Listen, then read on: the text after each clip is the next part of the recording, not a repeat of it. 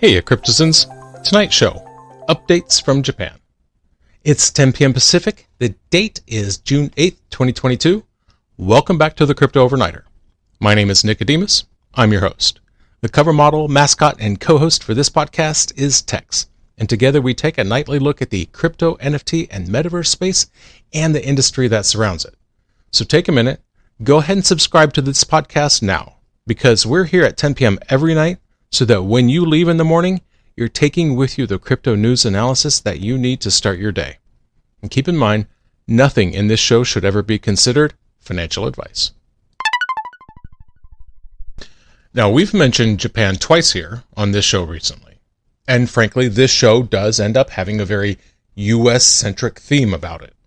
So I thought we would turn our gaze westward to Japan and see how crypto is faring in the land of the rising sun. Now, keep in mind, Japan has always been very pro-crypto. They pushed it back in 2017. Japanese financial regulators were trying to get Bitcoin recognized as a currency back then. Also, 2017, Japan was the first economy to license companies to act as crypto exchanges. Nomura Holdings is the largest investment bank in Japan. They have around $570 billion in assets under management as of Q1 this year. Nikkei Asia is a Japanese outlet. Now, according to their report, Nomura is planning on bringing on a new subsidiary company. Reportedly, this new company would not be based in Japan, but instead somewhere abroad. It's going to start off with a staff that's been sourced from Nomura at first, but that's expected to change over time, as they're going to add staff and replace staff that rotate out. This new company's purpose in life is to help Nomura establish something of a foothold. They want to get in on the markets of both cryptocurrencies and NFTs. So this company is the beginning of that. Jez Mohadeen will initially helm this project. Currently, they're the head of wholesale digital operations of Nomura. Also, they've started offering Bitcoin derivatives to their customers. And now, not to be left out is Sumitomo Mitsui Trust Holdings. They announced their plan to create a trust company. This would be in collaboration with BitBank. Now, BitBank is a Japanese crypto exchange. So this new company would be called Japan Digital Asset Preparatory Company, or JDAT. So notice that preparatory company on the end? That's expected to go away eventually. At that point, it'll just be called Japan Digital Asset Trust. Now, BitBank is actually one of the largest crypto exchanges in Asia, over $5 billion in monthly trading volume. In the meantime, Sumitomo Mitsui Trust is Japan's second largest bank, and this new company is expected to be providing services for institutional clients. They're offering custodial services for Bitcoin and for other cryptos. They're starting off with a piggy bank of $2.3 million at launch, and that funding is expected to climb to $78 million. And that would be capital that was raised through investors. Now keep in mind, these services are for institutional investors. You know how people keep saying, wait till the institutional investors get involved? Well, this is one avenue for them to get involved. Noriyuki Hirosu is BitBank's CEO. Now, he buys into the theory that crypto growth is going to be driven by institutional adoption. He said, quote, "The biggest problem is that there is not a trustworthy digital custody service. Given the past incidents, crypto companies do not enjoy public trust. We need the cooperation of a major trust bank." Now think about that. That clearly states their point of view, that the institutional investors will not be showing up to buy until trust is rebuilt. He said the word trust or trustworthy 3 times in his statement. That shows just how important rebuilding that trust is going to be if you want to attract the big money investors. So this new company, Japan Digital Asset Trust, is a joint venture. Mitsui Trust gets 15% ownership and BitBank gets the other 85%. Right now, it seems like a crazy time to be jumping into crypto. It is a polar bear market out there. So why would they be jumping into something like this right now? Well, one of the Nomura execs put it down to inevitability. They said, quote, "If we don't do this, then it's going to be more difficult down the line to be competitive. All right, let's look at some numbers. At the time of writing, the global crypto market cap is $1.25 trillion. It's down 2.3% since yesterday. The top 5 cryptos by market cap are Bitcoin, down 4.46%, Ethereum, down 3.18%, Tether, USDC, and Binance Coin, down 1.17%. Now, another thing that's come up with Japan recently, stablecoins. And we've covered them recently, so I don't intend to go into great detail on this one tonight. Like I said, I do want to include it, though, for the sake of completeness. In brief, last Friday, Japan became the first developed country to recognize and legalize stablecoins. The Japanese government has classified them as, quote, digital money, and that classification will become important here in a minute. December of last year, it was first drafted by Japan's Financial Services Agency, FSA. Next major milestone was when it landed in Parliament in March of this year. And then Friday, it was passed into law via majority vote. And so it goes into effect on 2023. This bill learned lessons from the Terra Luna Black Swan event. Japanese regulators, they saw that happen and thought, fully backed stablecoins might be a good idea. And so stablecoins, according to Japanese law, must be backed by yen or some other legal tender. And the one-to-one fiat exchange rate must be guaranteed. Even if it's only trading at 60 cents on the dollar, they still have to redeem stablecoins at full value. And they say only certain kinds of issuers can put forth stablecoins. And look at the list. Money transfer agents, licensed banks, trust companies. These are companies that are already well regulated in the handling and transmission of money.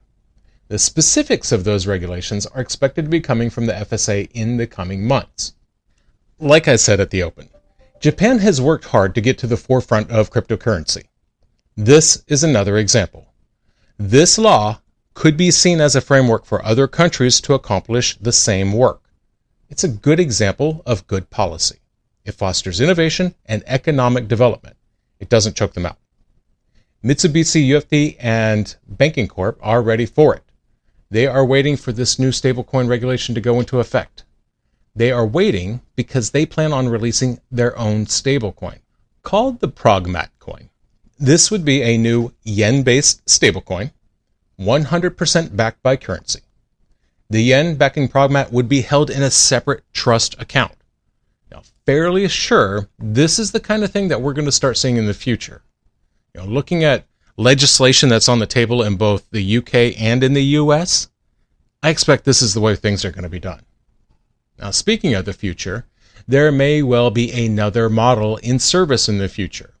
Specifically, how tokens get listed on exchanges. People, and by people I'm including the government, people are dissatisfied with the current system. Right now, the Japan Virtual and Crypto Assets Exchange Association, or JVCEA, is an SRO, a self-regulating organization. They're the ones in charge of Japan's crypto exchanges. Well, they had to come forward and admit that Prime Minister Fumio Kishida is not happy with the current system. What happens is, in order for a coin to be listed on a Japanese exchange, the JVCEA puts it through an approval process. And apparently they're quite slow. A government panel, and it's a panel on which Prime Minister Kishida sits, well, that panel is criticizing the process. They said, quote, the certified self-regulatory organization tends to spend a long time pre-screening crypto assets, and that it would ease the criteria while being mindful of the need to protect users. And yeah, it was too long. 6 months. It would take 6 months to get a new token through the approval process and onto the exchanges. Yeah. That's why Japanese exchanges only list 40 tokens. There are literal thousands of tokens out there. Kraken, just one exchange, they have 110. Coinbase, they have 140. So one thing that they did was they set up a green list. This is a pre-approval system. They put something like 17 coins on the list to start with, and then they added some criteria. A coin can be added to the green list if 1, it's been listed on 3 different Japanese exchanges, and 2, it's been on one of those exchanges for at least 6 months. The Kishida administration has been clear. They're primarily interested in investor protection. That said, they're also looking out for innovation. Well, even with the green list, things are slow. So, they're looking at the idea of reviewing an asset after it's been listed, not before. That potentially means yanking a coin from the exchanges after it's been listed because they decide it doesn't meet their criteria. So it gets listed, they do a review, they decide it's bad, and then they make it against the rules for Japanese exchanges to sell. The global NFT market cap is up over $12.17 billion. Sales volume is up 3.37% in 24 hours. According to CoinMarketCap, the top 5 NFT collections by sales volume are We're All Gonna Die, followed by Goblin Town, Troll Town, Bored Apes, and Mutant Apes. Now keep in mind, some of these collections have very volatile prices, so do your own research. The Japanese Justice Ministry is taking up the subject of stolen crypto. Now they're expected to be engaging the Legislative Council in discussions later this month. And the subject? Revisions to the current law. So shortly after passing the bill, both legalizing and reining in stablecoins, they started working on a new batch of legislation with the goal of confiscating illegal crypto assets. Because right now, Japanese law has zero provision to allow it. The Japanese Justice Ministry is taking up the subject of stolen crypto. They're expected to be engaging the Legislative Council in discussions later this month. The subject? Revisions to the current law. So, shortly after passing the bill that both legalizes and reins in stablecoins, they started working on a new batch of legislation with the goal of confiscating illegal crypto assets. Because right now, Japanese law has no provision for it. Japanese law covers organized crime, and that's how they're going to go after these hacking groups, but their law does not allow for the confiscation of digital assets. Only property and monetary claims can be seized. Reportedly, a fix for the gap in the law could be coming as early as this month. In January of 2018, Japan suffered their largest crypto hack ever, the CoinCheck hack. They used malicious emails to steal $534 million. August 2021. Hackers hit the Japanese exchange Liquid. They got almost $100 million out of that hack. Now, I ride a motorcycle. I have a 2018 Harley-Davidson Heritage Classic. It's beautiful. Now, in the motorcycling world, there is a saying. There are 2 types of riders. Riders who have been in a wreck and riders who haven't been in a wreck yet. I think the same thing is true for crypto companies. It's starting to look like there are 2 types.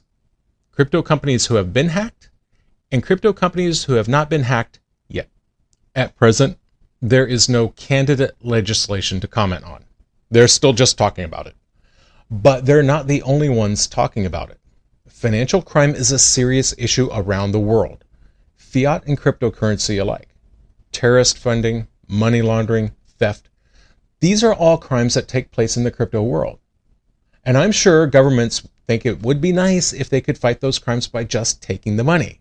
Confiscate those funds so the bad guys can't have them. Well, if you've been in crypto for more than 15 minutes, you know it ain't that easy. If you're a government and you want to confiscate some crypto, you believe that I've stolen, well, you need stuff. You need my name, you need my identity, you need my crypto wallet address or addresses, and you need my private keys. Without those things, you can't confiscate my Bitcoin, no matter how much stolen you think it might have been. And that's by design. Getting those crypto keys, though, that could be tough. I can see a U.S. court holding someone in contempt until they give those private keys over. So now do you see where the allure of central bank digital currency for governments might come in? Because with the CBDC, yes, they can actually do that. Now, I don't live in Japan, But I hope they're never able to do this. I hope they're never able to confiscate money like that. Because a government that can confiscate money that they think is stolen, they can confiscate money just because they want to steal it. Now, this tells me that the regulatory practices will need to advance and grow and evolve and change. We need to find and adapt new processes, new approaches to the old problems of combating the illicit movement of funds. It's going to be yucky, it's going to hurt, but ultimately for crypto to thrive and survive, it has to be done. And that's going to do it for us tonight. Thank you for joining us. I really do appreciate it. If you enjoyed the show, like, comment, and subscribe. Give us a review, because that helps other people find their way to this podcast. We're here each and every night at 10 p.m. to bring you the crypto news analysis that you need to start your day. You can find us on podcasting platforms everywhere or on YouTube. Do you have questions or comments? Reach out and let us know. The email address is nick@cryptoovernighter.com. That's nick@cryptoovernighter.com. Or come find us on YouTube. Leave me a comment and maybe I'll read it into the next episode. We'll see you tomorrow night.